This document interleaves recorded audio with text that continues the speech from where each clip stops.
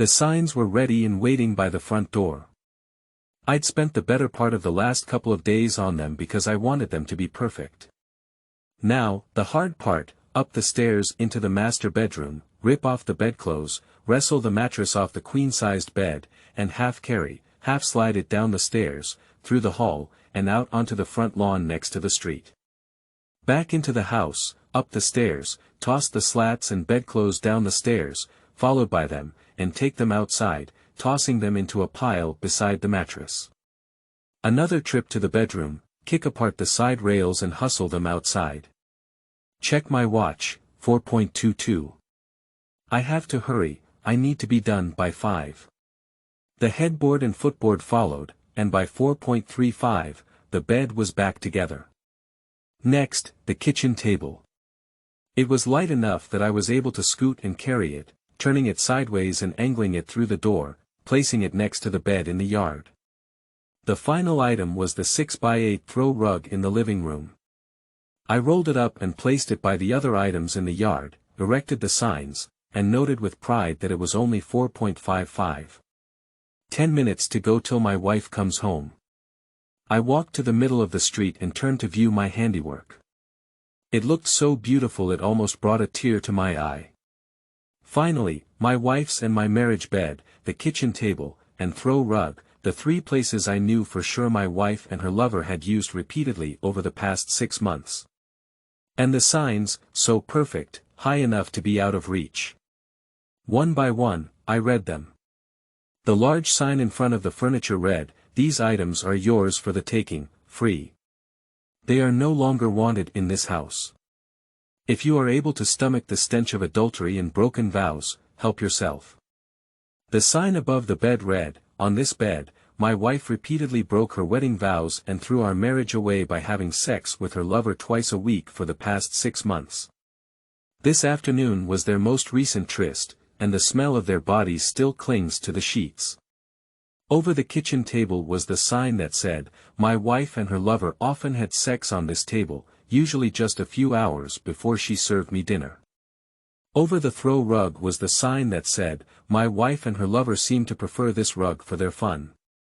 To each sign, I had stapled a 17 by 24-inch photo of the adulterous pair consummating their union on the appropriate piece of furniture. There was a 5th sign fixed slightly behind the table which read, "My wife's lover is her boss, Greg Allen of Mitchell Price and Allen Realty. He's married and has 3 children. I don't think his wife knows about any of this, but she soon will. At 4:57, just in time, she would be home any minute." I turned and looked around me and found a group of neighbors already gathering to watch what I was doing. Several cars had stopped, and more than one person was talking on a cell phone, either calling their friends to come take a look or calling the police to have me arrested for fostering public indecency. I casually waved to the assembling group and walked into the house, closing the door after me.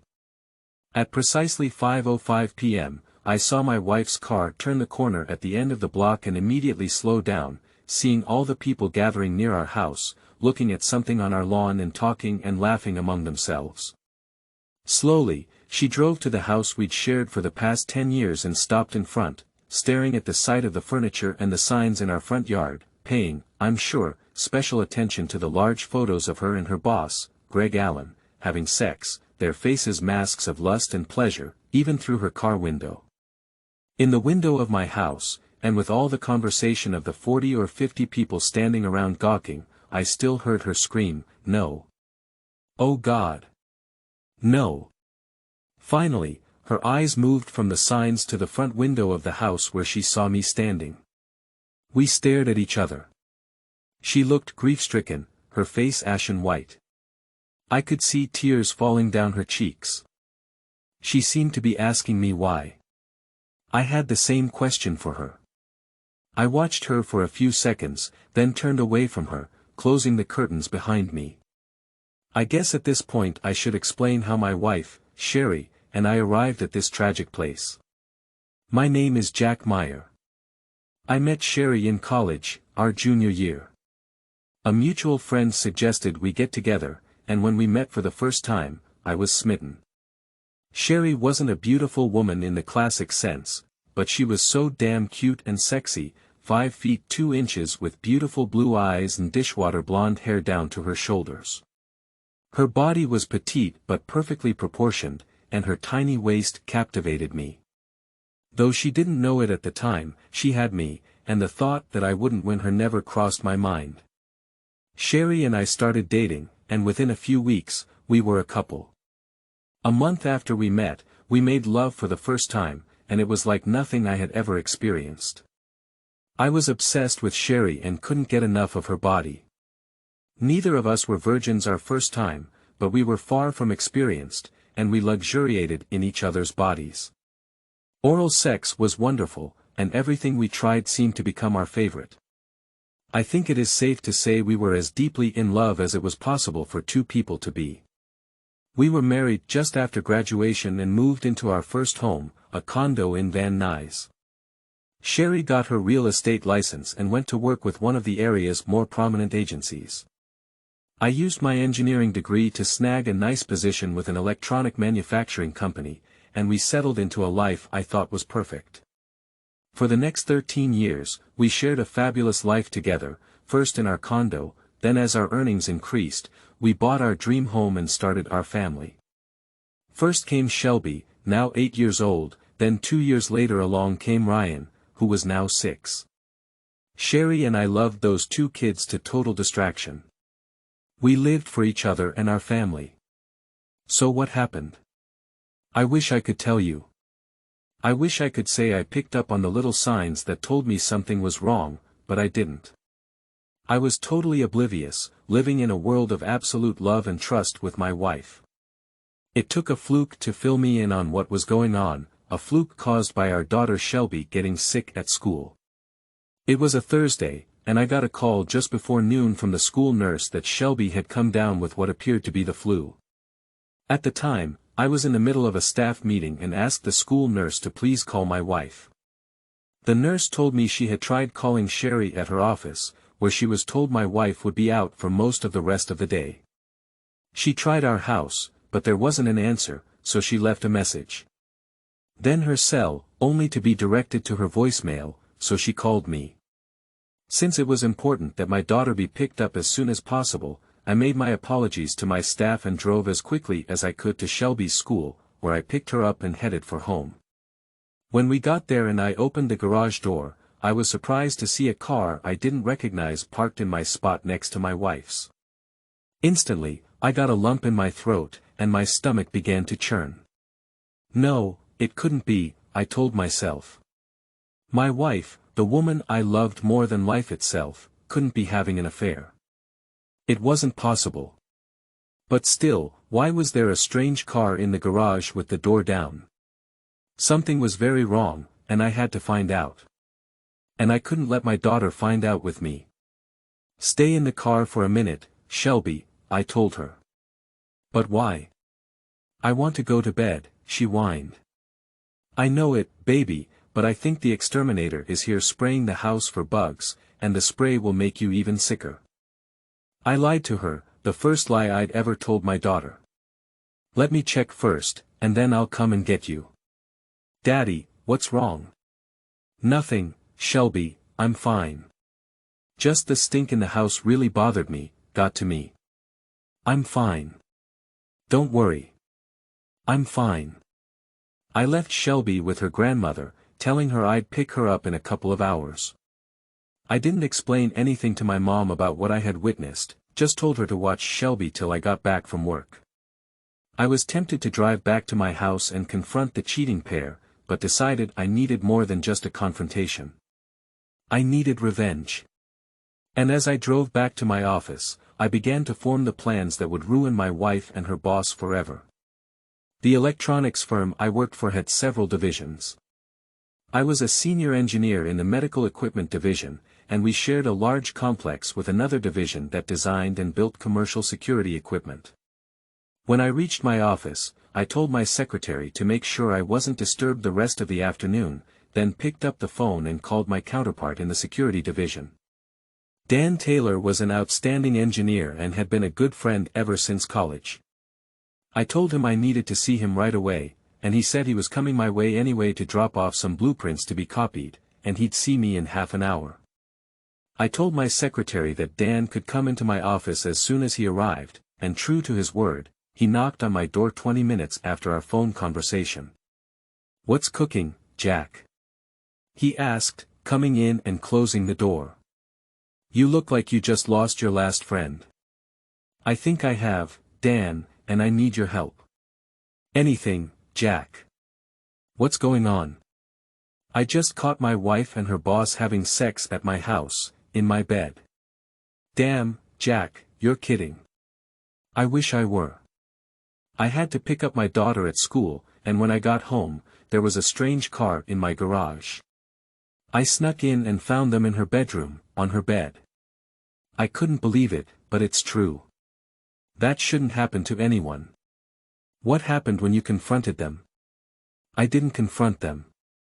I wanted to, but my daughter is sick, and I couldn't take a chance that she might see them. So I made her wait in the car for me. After I saw them together, I left quietly and took Shelby to my mom's house." "What are you going to do?" "I'm not really sure, but I do know I need proof. I need audio and video of them the next time they do it, and that's where you come in. You need security cameras and mics, something small I can hide in several rooms in the house that will record everything that goes on. I think I can help you with that, Jack, but how do you know there will be a next time? Maybe this was a one-time thing where things got out of control." "No chance. Dan." They talked about the fact they've been doing it regularly for the last 6 months. "I don't know if they always go to my house, but I'm willing to bet they do. Hotels leave paper trails that neither of them can afford, and her boss's wife stays at home. So that leaves only my house available when I'm at work and the kids are in school." We talked a few more minutes, then we got down to business. Dan said he had access to a new beta line of wireless miniature cameras and microphones that would work with my laptop or home computer. He also had a small voice-operated recorder that I could put under Sherry's car seat to capture any conversation she might have while she was driving. It would only capture her side of the conversation, but it was better than nothing. I thanked him and told him I'd pick up everything in his office the next day. Going home that night was the hardest thing I'd ever done. I had no idea if I could face my wife and act like nothing had happened. I figured the best thing I could do was make Sherry think I wasn't feeling well, which was the truth. I picked up Shelby from my mom's, and when I got home, Sherry was fixing dinner in the kitchen. When she saw I had Shelby with me, she became frantic. "Where have you been? And why didn't you call and tell me that Shelby was sick? I just got the school nurse's message on the answering machine. The school tried to call you, Sherry, but for some reason, you weren't available. They called your office and were told you weren't there. Then they tried the home phone and left a message. They even called your cell, but it went to voicemail. Oh God, I must have accidentally turned it off when I was showing houses. I didn't have a minute to myself all day." "Yeah, I'm sure of that. Too busy having sex with your boss to be bothered with your daughter." Sherry hugged Shelby and told her how sorry she was, then helped her to her bed. "My wife may be a total witch, but she does love her kids. I was the one who appeared to be the impediment to her happiness." Well, that was going to change, and very soon. Sherry got her daughter to bed and came back to the kitchen to fix soup for her and finish making dinner for the rest of us. "I'm not feeling well either," I told her. "I think I'll sleep in the guest room tonight, just in case I'm contagious." Sherry felt my forehead. "You do feel a little clammy, honey, and you look pale." "Yeah," I thought. Pale and clammy. That's what happens when you catch your wife having sex with another man in your bed. I didn't answer her, just turned and climbed the stairs. I went first to the master suite. I hated to go in there, but I needed my shaving gear, toothbrush, and clothes for work the next day, so I forced myself to enter the room. A window was open and the smell of sex was gone and the bed was made. She must have changed the sheets. It killed me to look at it all. I saw in my mind her boss having sex with her while she told him how good it was and that she belonged to him and him alone forever. Anger rose inside of me like a wave, but I forced it down. I had to remain calm until I could bring the fires of hell down on both their heads, and I would. That was a guarantee. I gathered the items I needed and went to the guest bedroom, closing the door behind me. I stripped down to my skivvies and climbed into bed. My body felt wooden. I wanted to cry, but I forced it down. I had a mission to complete and I couldn't allow emotions to get in the way. For hours, I lay there in the dark with sleep eluding me. My wife came into the room after she'd fed the kids and put them to bed. I feigned sleep. She touched my forehead with the palm of her hand and then left the room, closing the door behind her. Sherry always took the kids to school, so I got up early, showered, and left the house before she got up. I'm sure that seemed strange to her, but I would just tell her that I needed to make up for the lost hours yesterday when I was feeling ill. Frankly, I didn't care what she thought at this point. I just wanted out of what I thought until yesterday was a beautiful marriage built on lifelong loyalty, honesty, and commitment. How tragically wrong I was. I got to work before any of the office staff arrived, made a pot of coffee, and started laying out my plans. I knew I would need to cancel our joint credit cards, transfer half of our joint checking and savings accounts into another bank under my name only. I would change my will, life insurance, and 401k beneficiaries, removing Sherry and naming only Shelby and Ryan. It seems so little to have to do to dissolve the last 13 years of my life. It should be harder and deep inside. I figured at some point it would be. I also knew I needed to find a good divorce attorney to try to keep Sherry from raking me over the coals. This was a no-fault divorce state, so adultery wouldn't play into the financial settlement. It might, however, help me to keep my kids. Sherry had proven how unimportant I am in her life, but she was a good mom, and I didn't want to keep her away from her children. I just wanted joint custody so I would remain an important part of their lives, too. I tried with all my might to not think about our love life and how humiliating it was to hear my wife tell her lover how superior he was to me in every way.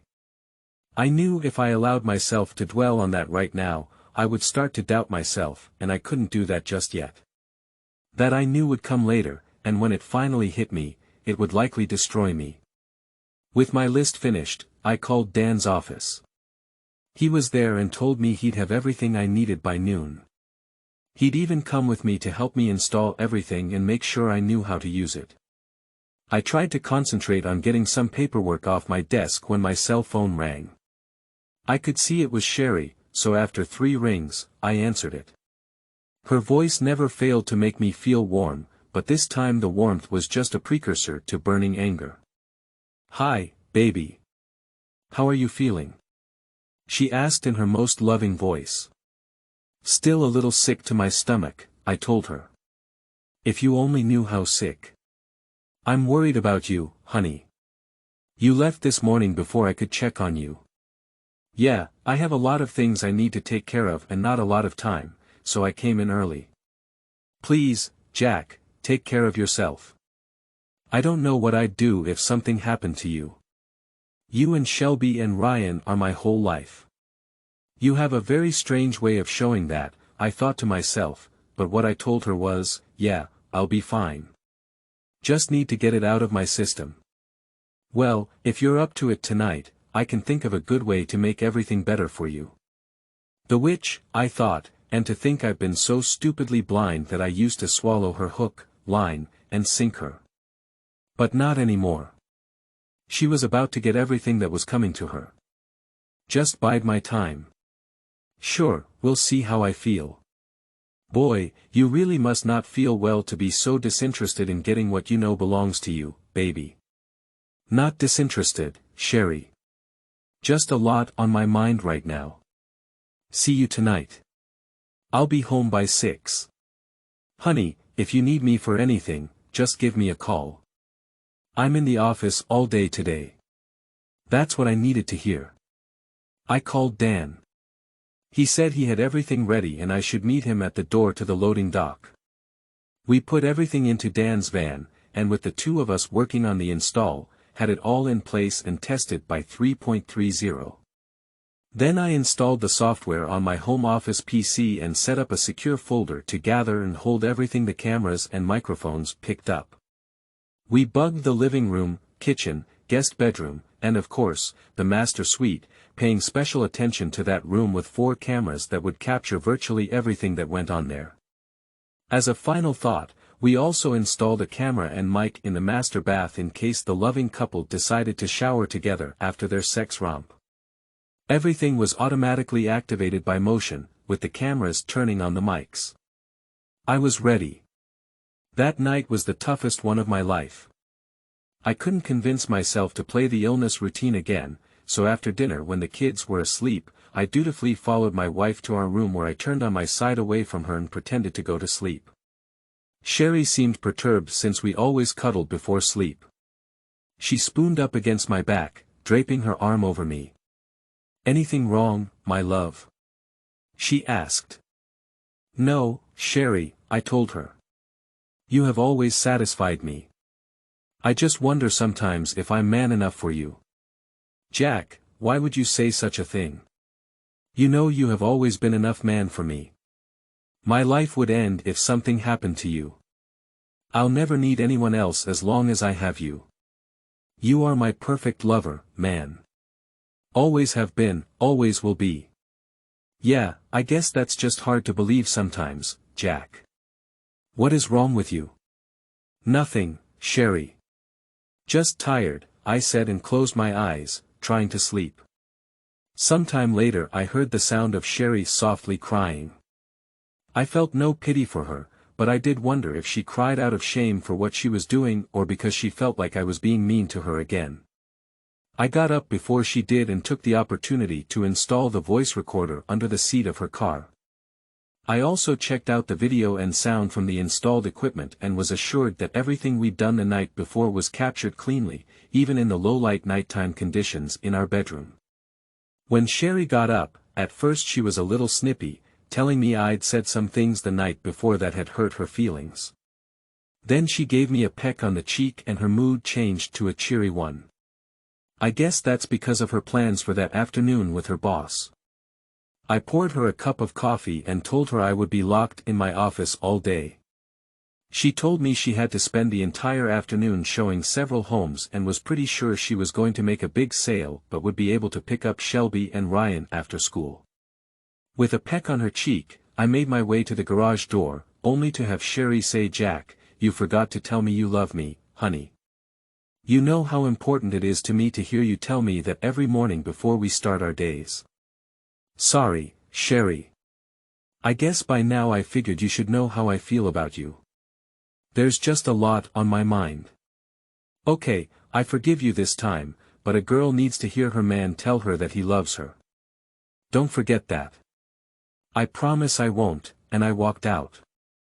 "Yeah, I'll tell some girl how much I love her if and when I ever find another girl I can trust enough to fall in love with." The information Sherry gave me about showing homes all afternoon led me to believe that she would likely be spending some time with the true love of her life.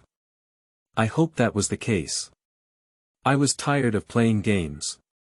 I wanted this whole disaster over and done with. I spent the morning actually getting some work done in my office, though I kept glancing at my watch. Finally, at noon, I told my secretary that I would be gone for a few hours and set my plan in motion. I checked out a company van and parked across the street from my house, where I waited to see what transpired. It took until almost 1 o'clock before I saw Sherry's car pull up to the house, open the garage door, and park in her usual spot. When she got out of her car and entered the house without lowering the garage door, I figured she was either going to leave again right away or she was expecting someone. 10 minutes later, I found out she was expecting someone, as the same car I'd seen the day I caught them together drove up our driveway and into the garage, taking my place just as he had taken my place in my wife's body. I saw him get out of the car and the garage door closed.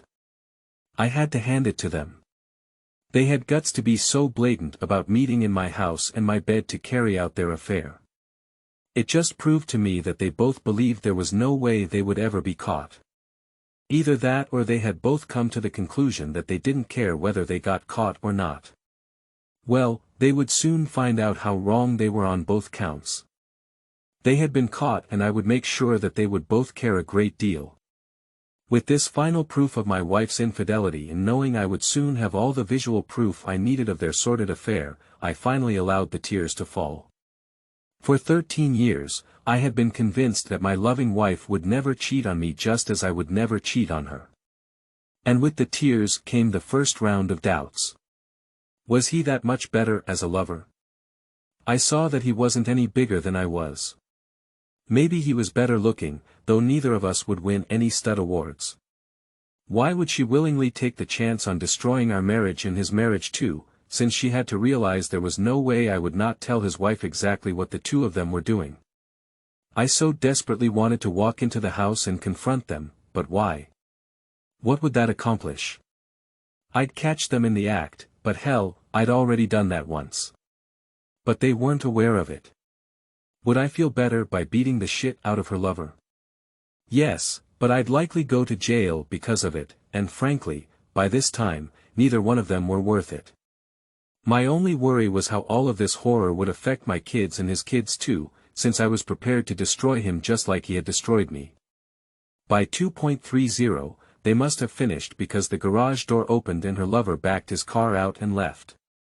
15 minutes later, my wife did the same thing, closing the garage door behind her.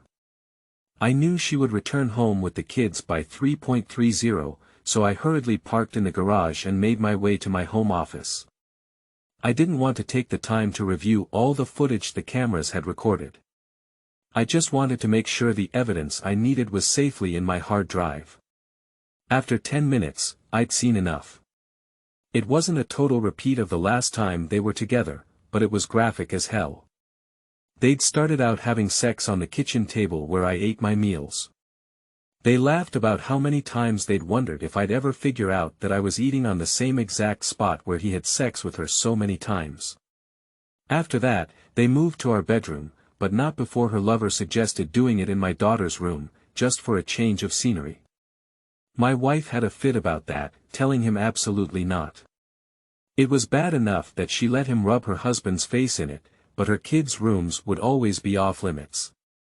At least she seemed to have a few principles, just not where I was concerned. In the bedroom, they started again. I noticed neither of them ever said they loved each other, but my wife did continue to tell her boss he was by far the best lover she'd ever had.